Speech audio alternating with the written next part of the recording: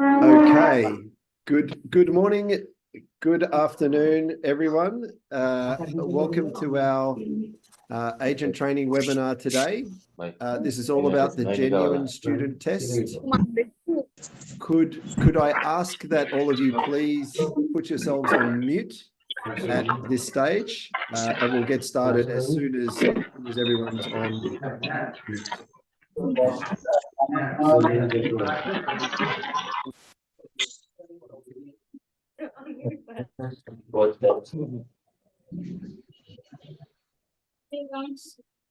Okay, thanks everyone, and good afternoon. If you haven't met me before, my name is Adam Roberts. I'll be hosting the webinar today with John Crowder from Southern Cross.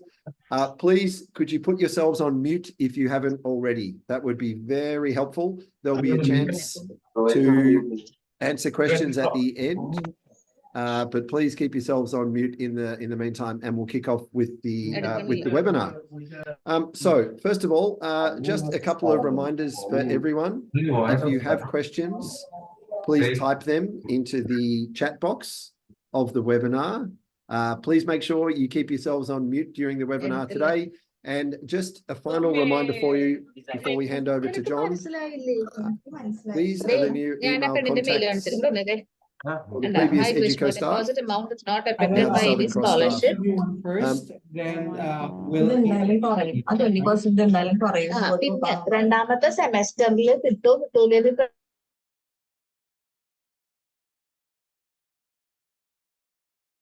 Okay, good afternoon, everyone. We'll attempt to start that a second time. Everyone there has now been put on mute. Please keep yourselves on mute unless you have a question. If you have a question, then type it into the chat box, and we'll go from there. Just a reminder for everyone that the previous EduCo staff have now moved to Southern Cross email addresses that you can see on the screen here. If you do have any questions about Sydney, Melbourne, Perth, please reach out to these staff from there. So at this point, I'll hand over to Mr. John Crowder, who heads up our admissions for Sydney, Melbourne, Perth. He's going to run through the genuine student test interview today. Very important topic. So please keep yourselves on mute, and I'll hand over to John. Thank you. Thanks, Adam, and good morning to everyone there. Pleasure again to go through yet another training. Now, I would like to keep this one on time. It's quite a lengthy session. If we could wait until the end to ask any questions. So if you do have questions, please put them in the chat box, and we will answer those questions at the end of the session. Now, as everyone is aware, the Australian government has released a new migration strategy that has already come into effect. Part of that strategy involves the transition from the genuine temporary entrant requirements to the genuine student test.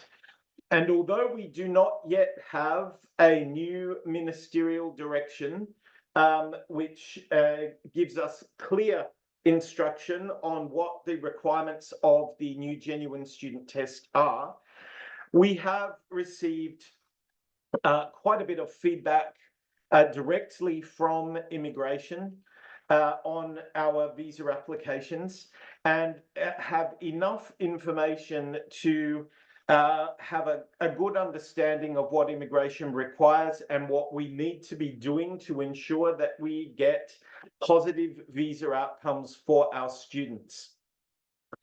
One of the things that has become very obvious over the last couple of weeks is that the department has already started to increase the number of visa interviews that students will be having.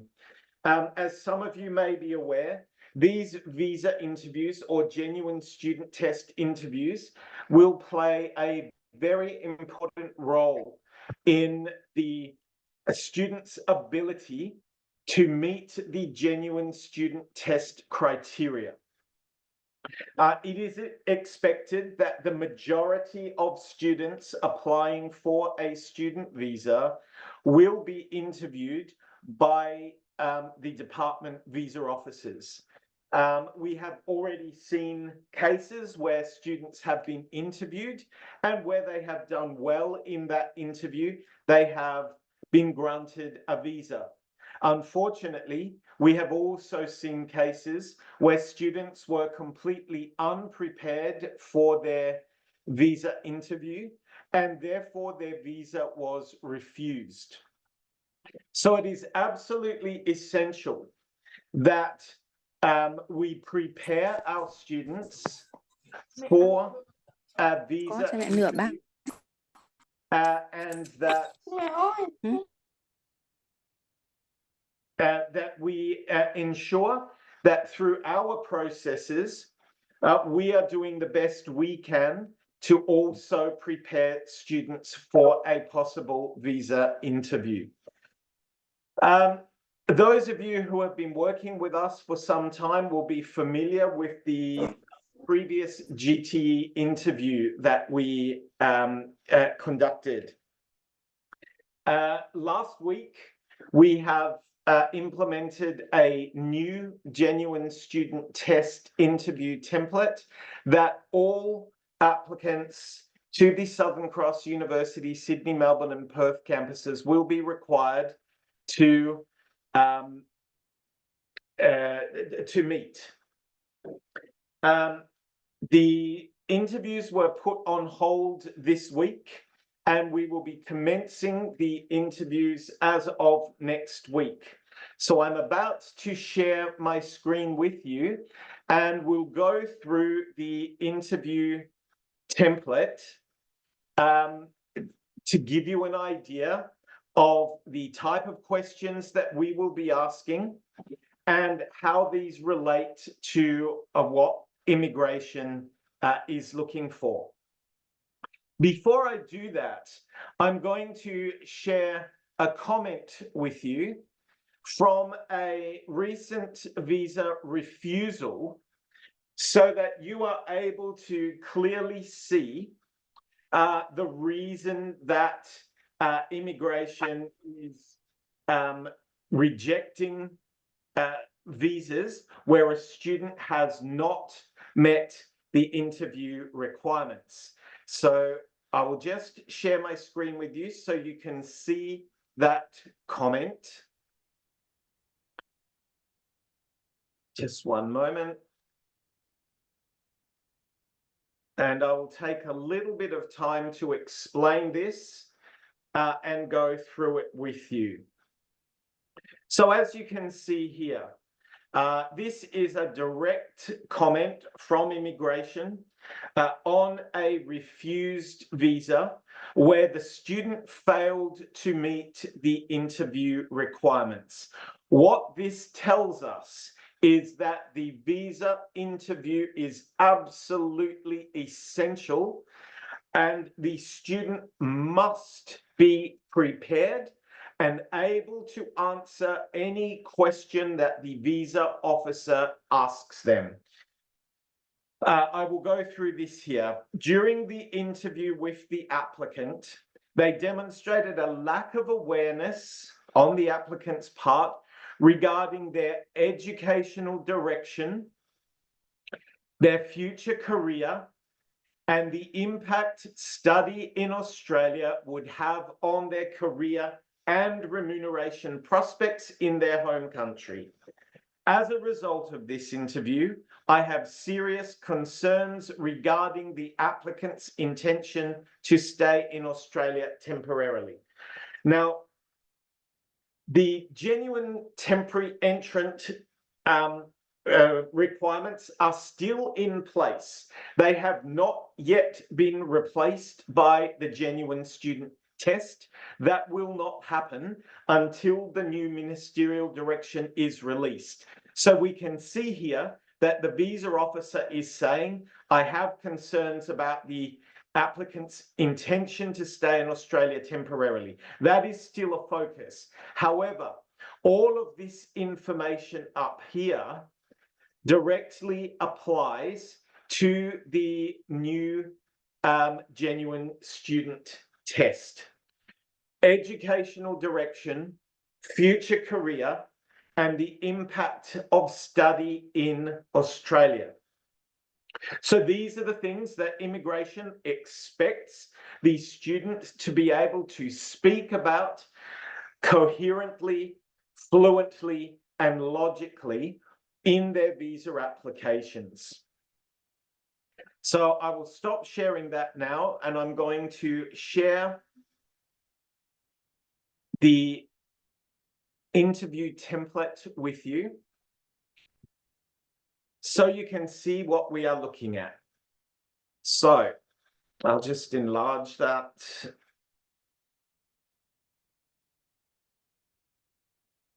As you can see, for those of you who are familiar with our previous GTE interview, we have made some significant changes to the interview template. We expect the interview to take a little longer than the previous interview. The previous interview took approximately 10 minutes. We do expect that the new interview will take between 15 and 20 minutes per student to complete. There are more questions. The questions should be easy to answer if the student is prepared. And this is where you come in, helping the student prepare for the interview, being aware of how the interview is scored. And we will also be providing information to the students directly about what we expect in these interviews. I will be running a separate student webinar tomorrow afternoon. We have already invited students to attend that webinar, so please encourage students to attend. It will not be possible for a student to pass our interview, but more importantly, it will not be possible for them to pass an immigration interview if they are not prepared. It is absolutely essential that they are prepared, because in the cases of the students that we have seen rejected on interview grounds, the student had a very strong application. Their application was well presented, their financials were well presented, their SOP was well presented, but they failed the interview. So if you pass all of these other things and still fail the interview, it is highly likely the visa will still be refused. So the genuine student test focuses on a number of key areas. You will see these areas highlighted here in blue. The first one is academic background. The second is financial capacity. The third is purpose of study in Australia. The fourth is ties to their home country. And the fifth are general questions relating to visas, etc. So I'll go through each of these sections individually. In all cases, we now have 20 questions. Each question is marked out of 5 points. The total mark for the interview is 100 points. And a student must score 80 points to pass. Now, you will see when I go through the questions that the majority of the questions are not difficult to answer, but the student must be prepared. The focus of these questions is now fully on the genuine student test. And we expect the student to be able to respond the same way to us as they would if it were immigration asking these questions. So let's go through the questions now. The first question here, explain how your proposed course is relevant to your previous academic history. This is a requirement of the genuine student test. We need to see, and immigration needs to see, that the student's previous study is relevant to their proposed course. So, for example, if a student from Nepal is applying for a Bachelor of Information Technology and they have completed their NEB, their high school certificate in the business stream, we would question whether that is relevant to a Bachelor of Information Technology. A business stream student would be more relevant to the Bachelor of Business and Enterprise. So we would want the student to explain how their previous study relates to their proposed study. If the student is a postgraduate student who has completed a Bachelor of Business and they're applying for a Master of Professional Accounting or an MBA, we would expect them to tell us how their bachelor study relates to their proposed study. That is not a difficult question. Every student should be able to answer that. You'll see here in the notes to the interviewer, the applicant needs to be able to clearly articulate the relevance of their proposed course to their previous study. A student will receive 4 or more marks if they are able to provide a clear understanding of this relevance. So we would expect most students to score highly in this question. We move on to the second question. Explain how your proposed course is related to your future career plans. This is a very important question. And if you remember back to the visa refusal comment I shared with you just before, the visa officer had commented that the student was unable to talk about their future career plans and how that related to their course. So we would expect the student to explain to us how this course, how the Bachelor of Information Technology or how the Master of Engineering Management will help them get the job that they want when they complete their course. Again, it is not a difficult question, but the student must have thought about what their future career is. What job do they want? Now, where students get into trouble is when they do not have a clear career plan and they list out numerous jobs. When I finish my degree, I can work as a software developer or a web designer or an IT specialist or a data analyst. That is not what we want to hear. The student needs to have a clear focus on what occupation they want to do in future and how their course will help them get there. So understanding the relevance between their previous academic history and the relevance of their course to their future career is essential. Again, the interviewer is told to score 4 or more points if the student is able to clearly articulate the relevance between their study and their career plan. They will not pass this question if they don't have a clear study plan in mind. Question 3 is related. Now we are asking them specifically, what job do you intend to look for when you complete your degree? So up here, we're talking about their career plan. How will the course help them with their career. So I'm doing a Bachelor of Information Technology. I want a career in information technology. How will that course help me get there? Here, we are specifically asking what job. For example, I want to work as a software developer. The course I'm doing is Bachelor of Information Technology, majoring in software development.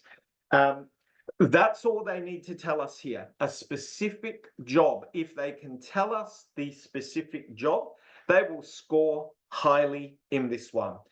If the student, as I've indicated here, if the student lists a number of different jobs, they will score below 4 and will fail this question. They must be specific in their response. Tell us what job you're applying for.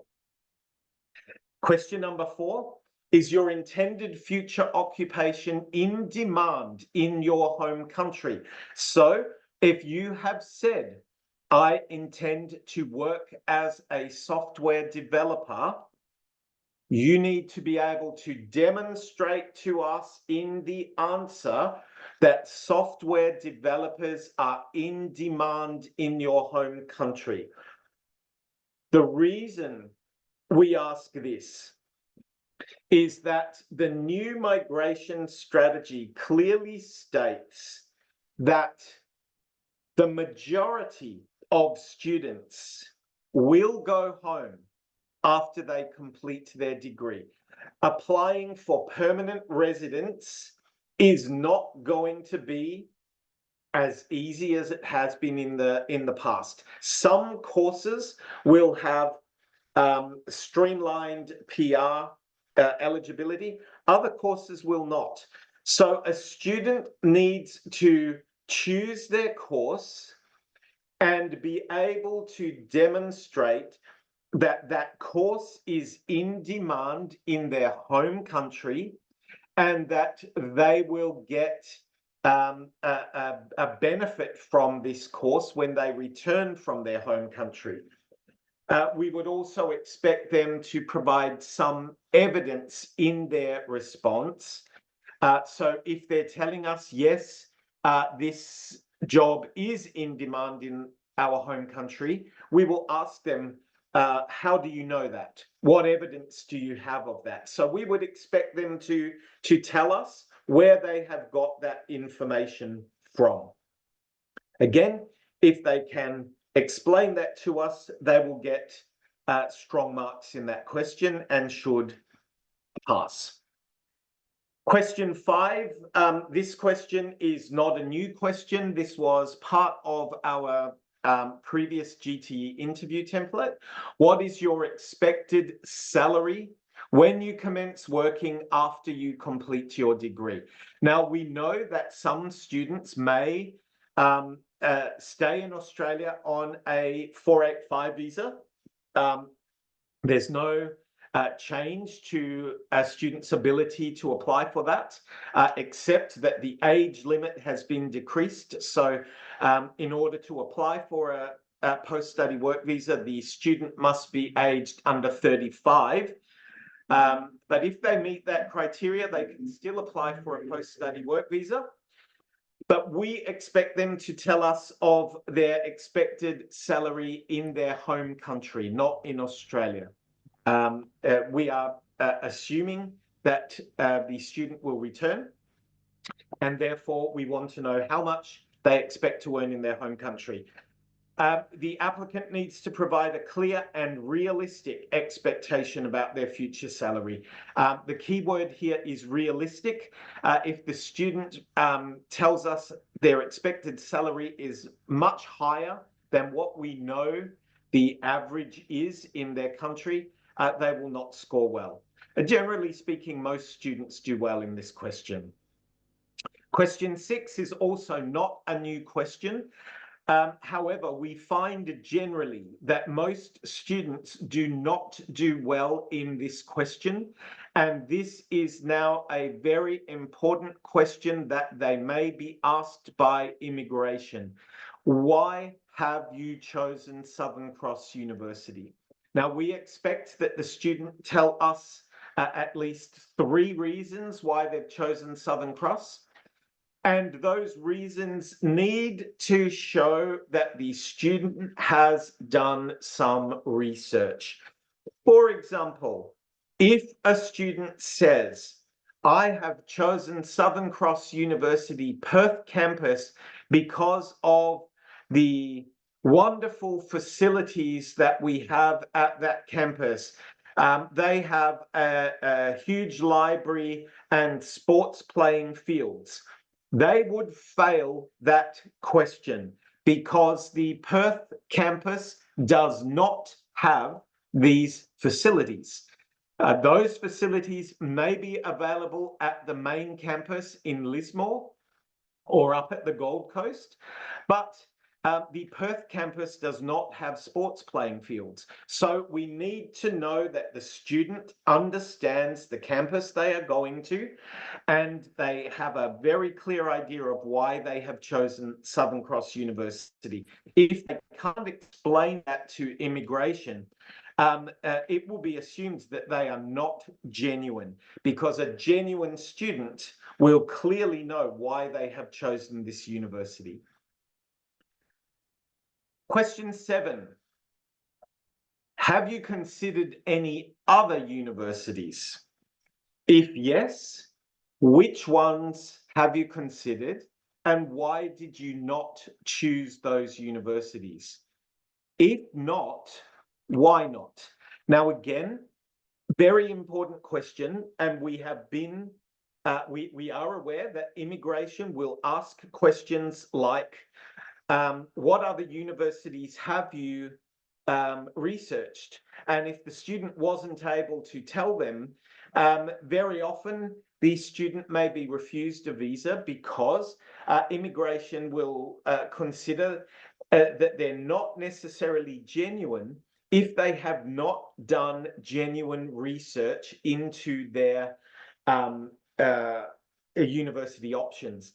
There is no right or wrong answer there. The student might say, okay, well, I've chosen to study at Southern Cross University. These are my reasons why. I also researched Victoria University and RMIT. I chose not to go to RMIT because the fees at RMIT are significantly higher than at Southern Cross, and I was not eligible for a scholarship, whereas Southern Cross gave me a scholarship. An answer like that is perfectly reasonable, but they must be able to justify their reasons. If they have not researched any other universities, we will want to know why. Why have you only chosen Southern Cross and not considered any other university? Now, there may be good reasons for that. Maybe the student's brother studied at Southern Cross and said, Southern Cross is a great university, you should study there. There's no problem with that as long as they can explain that clearly. So you will see that there are 7 questions in this first section on academic background, worth a total of 35 marks. The student must achieve a minimum score of 24 in order to pass that section. I'll move on to the next section, which is probably one of the most important sections. You would all know recently that we have had to make some changes to the financial requirements of the university, and that is because immigration expects that a student is able to provide evidence that they have genuine access to funds. The problem has been that many students have not been able to provide that evidence that they have genuine access to those funds. What do I mean by that? So in some cases, students have taken out an education loan in a particular country, but that loan has been dispersed and used for other reasons, not used for the student's fees. So they really had no genuine access to those funds. In cases where the student's sponsor is an extended family member, like a grandparent or an uncle or aunt, it has been questioned, well, your grandparents have other grandchildren. What evidence do we have that you have genuine access to their funds? So the more distant the relative, the less likely it is that the student will have genuine access to those funds. We have implemented a minimum income requirement to show that the financial sponsors are able to pay back education loans or able to finance the student's study. So in this section, the first question is not a new question, but it is very important and connected to the following questions. What is the total cost of your tuition fees plus living expenses for your entire course? Now, what we expect here, this is a very easy question to answer, but the student must be aware. You all know that the annual living expenses now have increased to approximately 24,500 Australian dollars. So if a student is doing a 3-year bachelor degree, that means that they will need 73,500 Australian dollars for 3 years for their living expenses. Then we would need to look at their tuition fees. Let's say that their tuition fees were $33,000 per year. Times 3, that is $99,000. So we would add 73,500 plus 99,000.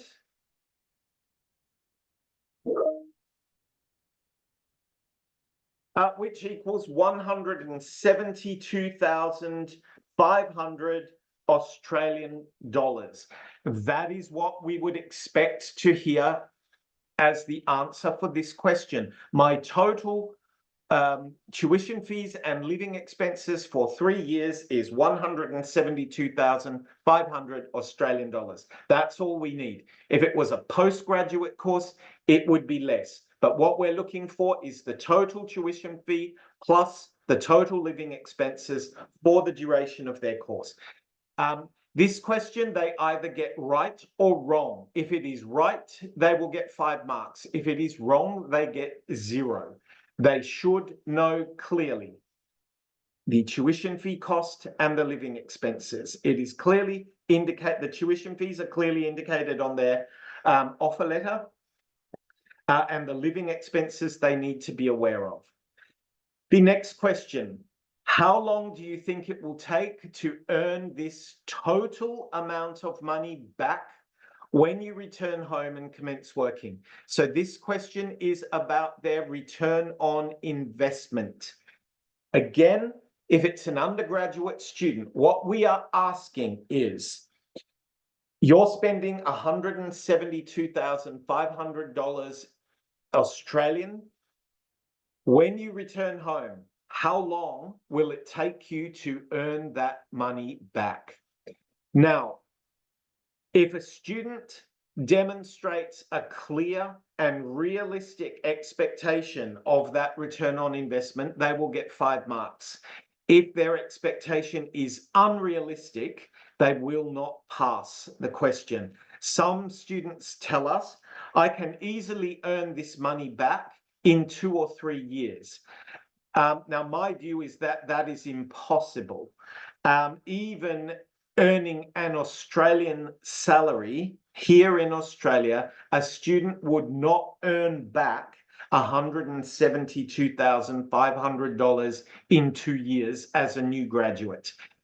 It is just unrealistic. So we would expect We have previously asked, remember, what is your expected salary when you commence working after you complete your degree? If the student told us here that their expected salary was, let's say, 25,000 Australian dollars, we would expect the response here to be 172,500 divided by 25,000, which is approximately 7 years. So their answer to question 5 relates very closely to their answer to question 9. In other words, if they tell us that they're only going to be earning $25,000 a year and they say they will earn their money back in 3 or 4 years, they will get 0 for this question because the two do not match. The next question, very easy to get full marks. Who is your financial sponsor or sponsors? My financial sponsor is my father, or my financial sponsors are my mother and my father. That's all we need. A clear understanding of who their financial sponsors are. Now, question 11 is a little bit difficult. So the student needs to be prepared for this. We are asking, what is the demonstrable annual salary of your financial sponsor or sponsors? By demonstrable annual salary, we mean what salary can your financial sponsors prove? Now, many students do not meet the financial requirements because they are unable to provide official documents to prove the income of their sponsors. Quite often, students are unable to provide tax documents because their parents have either not paid tax or they have under-declared their tax. Unfortunately, there is nothing we can do about that. When immigration is assessing a visa, they need proof of the finances. They will not accept just a statement that the student has the finances. You need to provide proof. So when we ask for the demonstrable annual salary, we want the student to tell us what salary can they prove. So if the sponsor is the father and the father gets 20,000 Australian dollars per year in his salary, and he pays tax on his salary and is able to provide evidence of his tax returns to show that his salary was $20,000, or he has bank statements showing that his salary is paid into his bank every month, and we can see how much that salary is. That is demonstrable salary.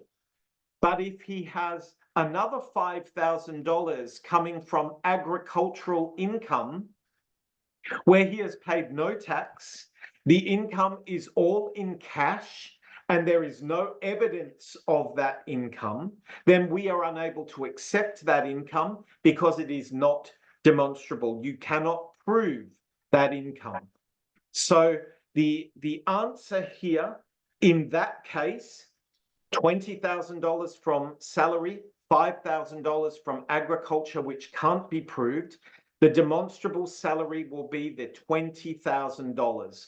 So we need the student to be aware of who is sponsoring them and how much their salary is, and can that salary be proved. As long as they can give us that answer, they will get full score for this question. Next, what is the source of income of your financial sponsor? So here we are asking, where do they get their money from? Again, this is a simple question. We don't need a lot of we want to know my father's income comes from his salary. He also has a rental property, and he also has some agricultural land. That's all we want in this question. What is the source of the income?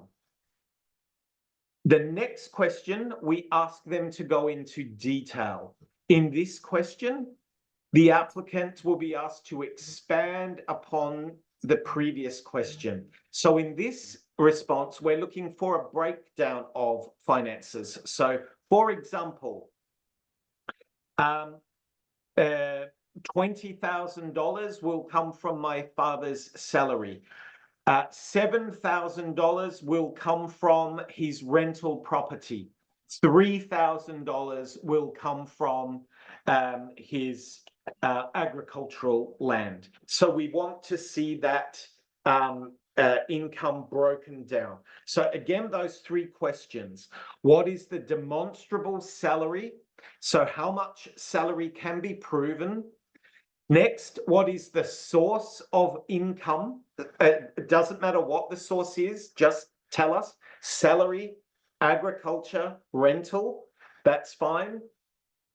And question 13, explain in detail how. So how much is coming from salary? How much is coming from the agricultural land? How much is coming from rental? That's what we are looking for there. The next question, how long have your funds been in a bank account? Very simple question, easy to get full marks. The student just needs to know how long those funds have been available. Now, everyone should be aware now that because we need to prove genuine access to funds, we require 6 months of savings evidence in a personal savings account. If it is a business account or it is an account where rental is being paid into, we need 12 months. So 6 months for personal, 12 months for business or rental. All they need to do is tell us it's been in there for 6 months or 12 months. They will get a full score there. Next, purpose of study in Australia. So explain your reasons and motivations for studying this course in Australia. Here, the applicant should be able to demonstrate clear and logical thought processes around why they chose Australia. This is similar to the previous question where we were asking, why are you studying at Southern Cross University? This question is asking, why have you chosen Australia? There is no right or wrong answer, but the student must be able to show that they have thought about their reasons and they have strong, clear reasons for doing so.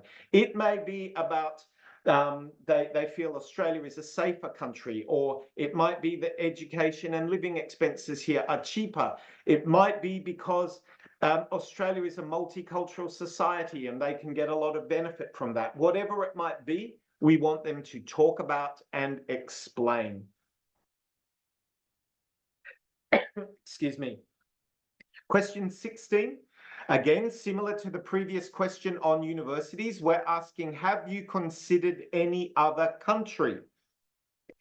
If not, why not? So in this question, we're asking the student, so did you only consider Australia, or have you thought about other countries like the US or Singapore or Canada?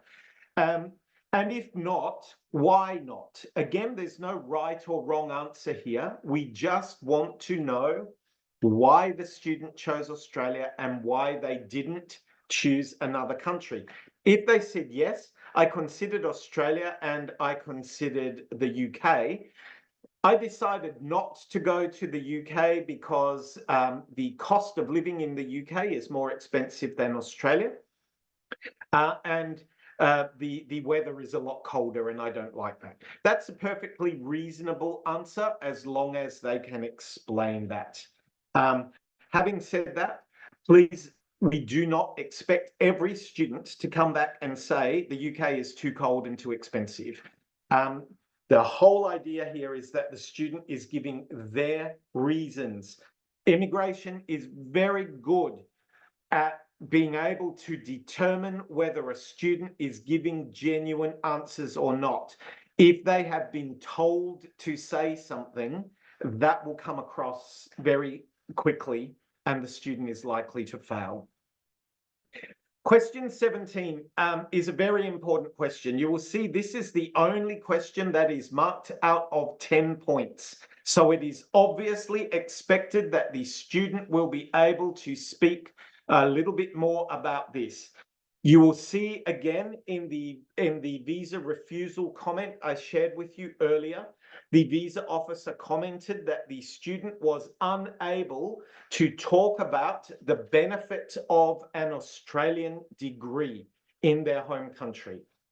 So the question here is, how will an Australian degree benefit your future in your home country? You should be able to demonstrate that you know something about the Australian education system and how it will provide you with an advantage. So what does the student know about education in Australia? They should be able to talk about the advantages of the Australian education system and how it teaches independent thought, provides a balance of practical and theoretical skills and why that is important, and prepares students for employment.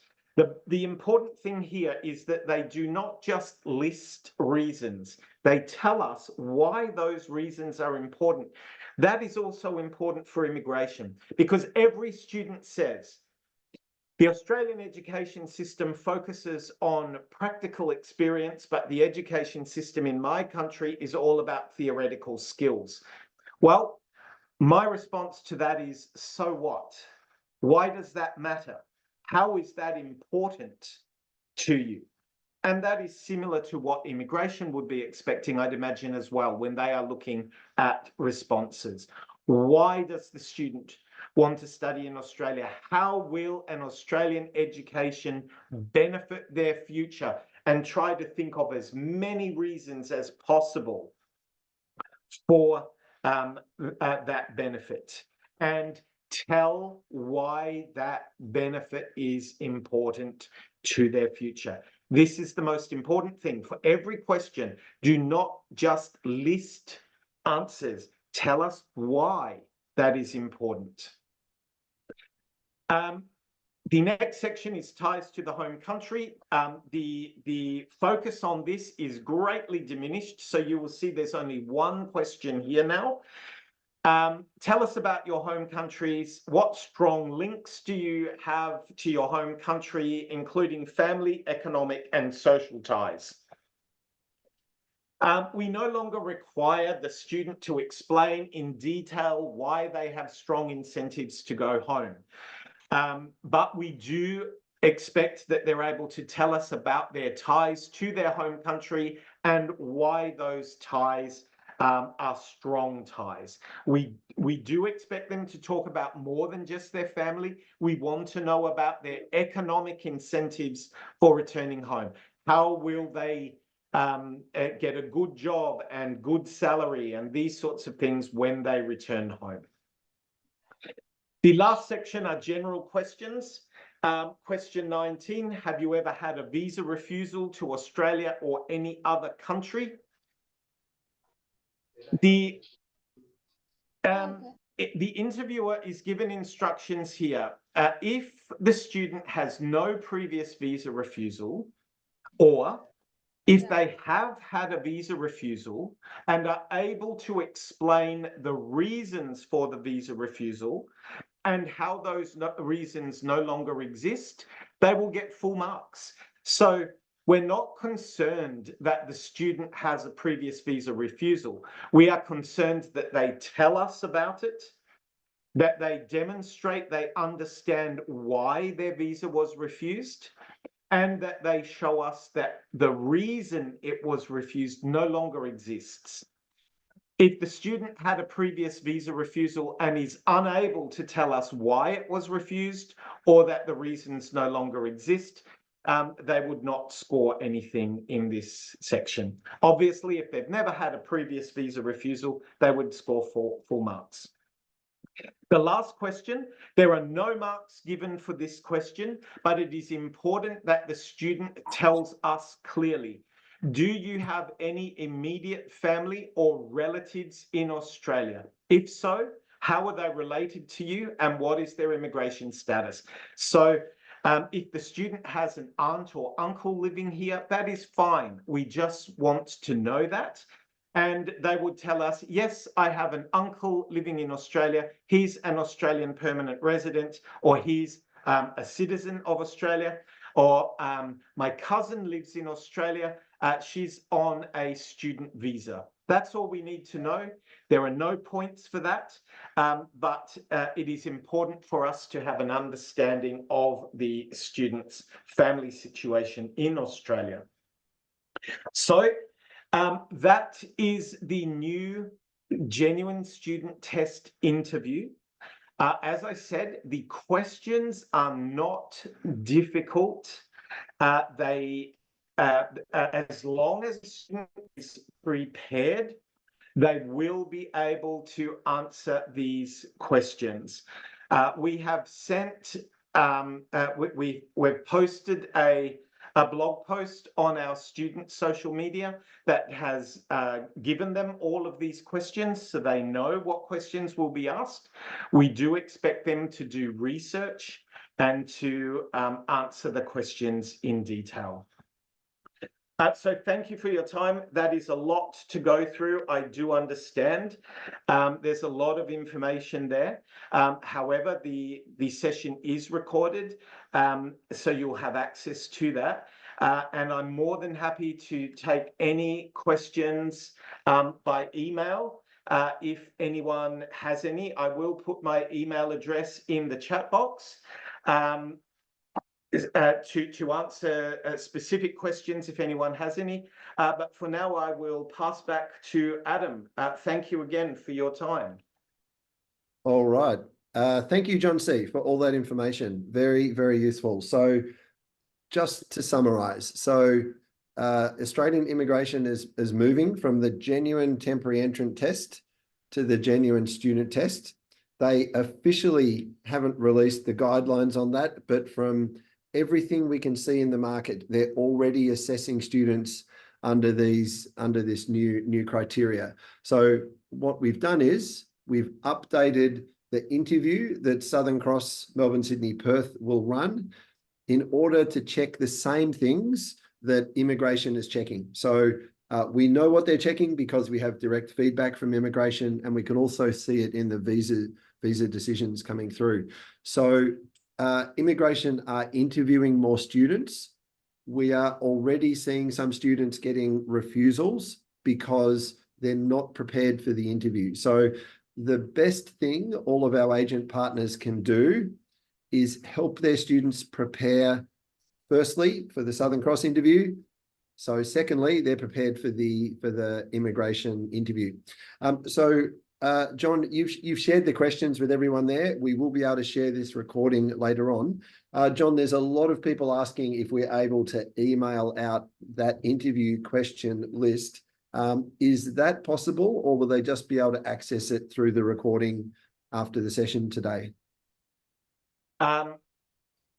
I can put together a list of the questions that can go out to everyone. I don't have a problem with that.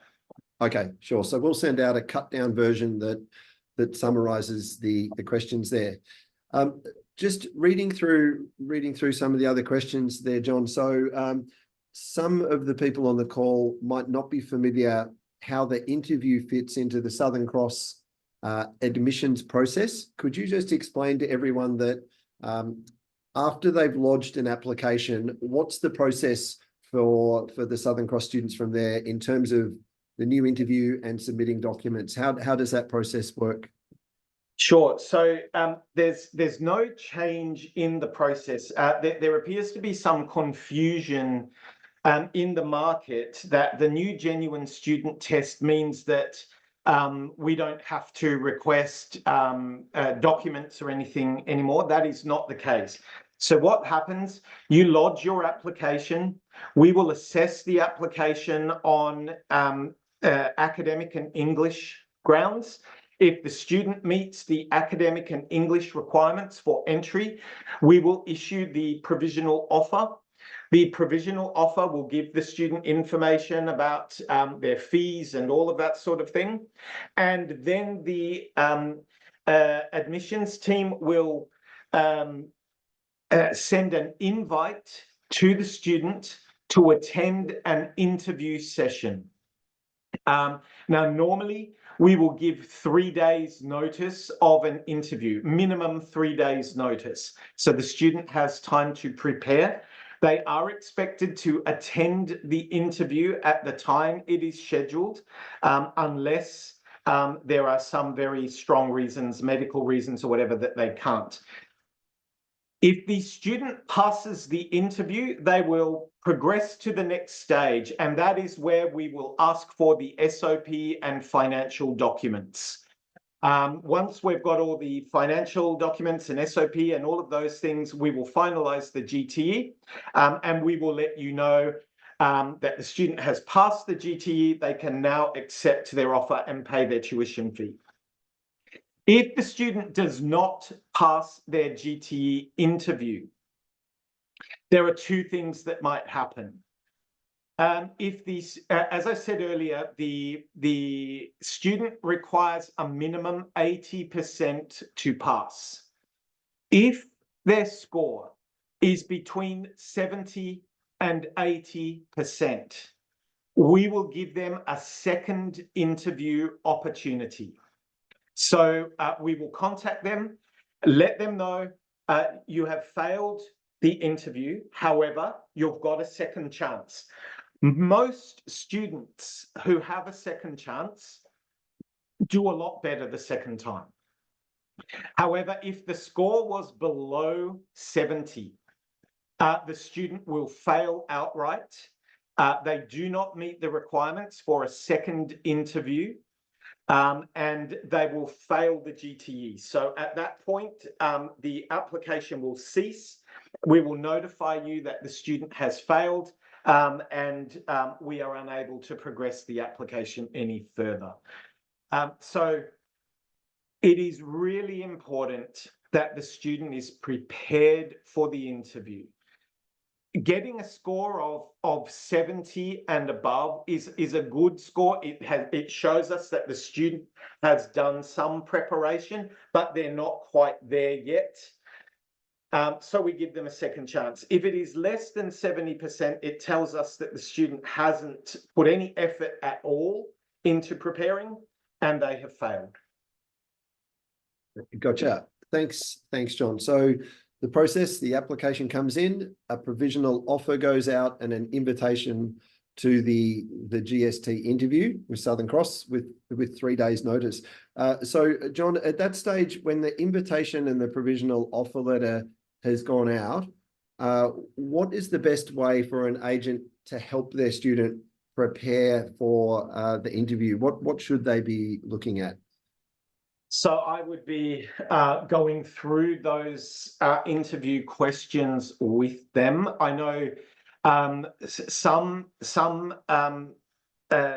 agents are really proactive in this, and I really do congratulate those agents who do mock interviews with their students, where they will bring students into their offices and interview them based on these questions, and that really helps the students to prepare.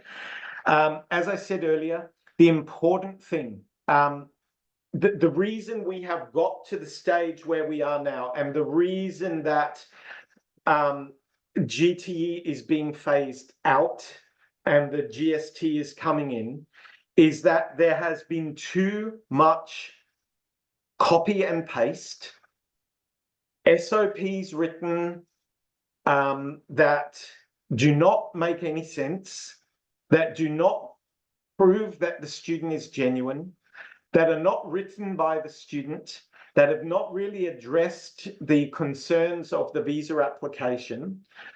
So now there's more focus on interviews where a student needs to talk themselves and prove that they have an understanding of the course that they're coming to.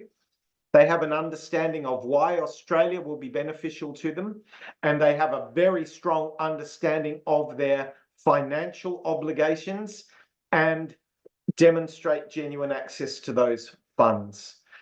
So it's really important that when you're going through it with them, you are encouraging the student to give their own story. Help them develop that story. Do not give them, you should say this and you should say this, because that will be picked up by immigration very quickly, and it will look like all the students from this agent are all saying the same thing, and that's the fastest way to get a visa rejection. If I'm going to go and study in India, and Adam's going to go and study in India, Adam will have a very different reason to me for wanting to study in India. So it is expected that those differences come through in the interviews. Yeah. Okay, good one. Thanks, John. Now, I think we've just run over time. We probably have time for one more question. And just to remind everyone, we will be able to share this recording in the coming days with a cut down version of the interview questions. John, you mentioned there the SOP being very important. And if the student passes the interview, they're then asked to submit an SOP.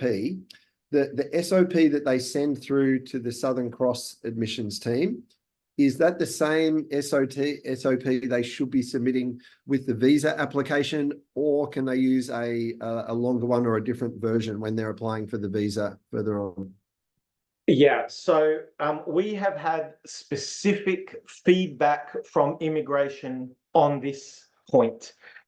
We requested advice from immigration on a number of visa refusals, and immigration responded saying that some of our agents are sending one SOP to the university and a completely different SOP to immigration.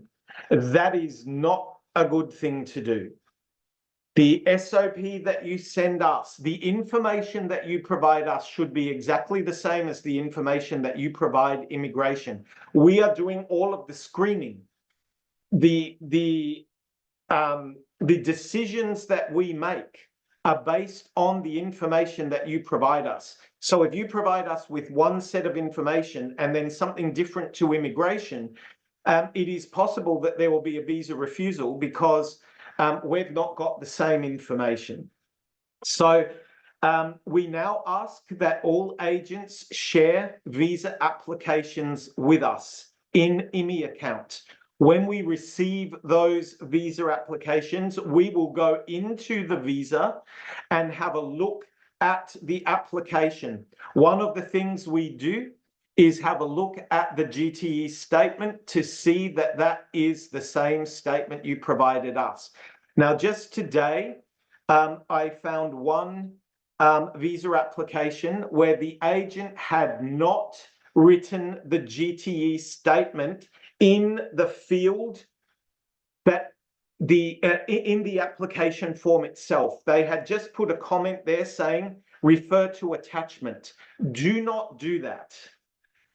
That field is there for you to write a 300-word GTE statement. That is what immigration wants. They do not want a 10-page SOP attached in the documents. They've made this very clear. So do not do that. That is likely to cause problems for the student. Okay, thanks, John. That's very clear. All right, now I think we're going to need to wrap it up there for today, everyone. Just before we sign off, John Crowder, we are just approaching the end of the deadline for students to accept their offers for the February intake. So today's the last day to hand in GTE documents. John, would you like to provide any info there about offshore students still aiming for February? Any update on the deadlines there that we should be following? No, so we have extended the GTE deadline to today. So unfortunately, today is the cutoff for GTE documents. The cutoff for acceptance and payment is technically this Friday. However, we can extend that on a case-by-case basis for a few days. So the latest would be up until maybe Wednesday next week. So for any that come in over the weekend, we will still accept those. But definitely after Wednesday next week, we won't be able to accept any more. I am aware there's a lot of questions in the chat box that we just don't have time to get to. So I will put my email address there again. I'm more than happy for you to write to me and ask for any specific questions about our processes, and happy to answer that. Remember that our processes are not immigration processes, but they are designed to help the student prepare for those immigration processes, including the visa. So there is my email address again. Feel free to email me if you want to, and thank you again for your time. Yes, thanks very much everyone for attending today. Thank you, John, for your guidance. Today's the last day for GTE docs to be sent for the Feb intake. Still open for onshore intake, onshore students for the next 2 months. So please, if you have any students down already here in Australia, send them through. But thank you all for attending. Thank you, John, for presenting. Very, very useful session. Thanks, everyone, and we'll talk to you soon. Thank you.